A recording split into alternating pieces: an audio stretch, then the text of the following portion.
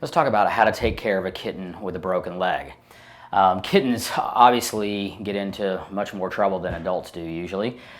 We see lots of trauma from jumping, getting stepped on, getting closing doors, or hit by a car. And kittens are more fragile than an adult cat, and so seeing a broken leg in a kitten is pretty common. The first thing you want to know, obviously, or do, is get that kitten to a clinic or an emergency clinic for immediate care. Fractures that are closed under the skin are much better than having one that opens up through the skin, because they can get infected and become really bad.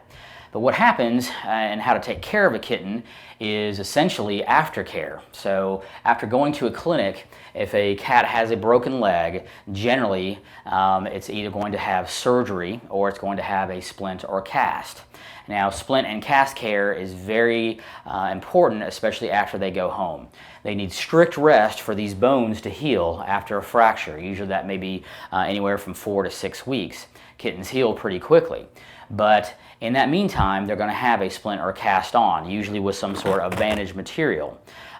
These bandage materials are great, but they can get soiled and dirty, and sometimes they can actually be chewed off and things like that. So you have to keep your kitten from being too rambunctious so they'll heal, and leaving the cast padding and cast material or splint material alone.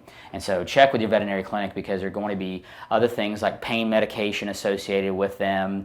Again, splint or cast care that will have to be changed every week or so, according to how your clinic wants to do that. And basically keeping them quiet and rested is going to be the hardest thing for dealing with a cat with a broken leg.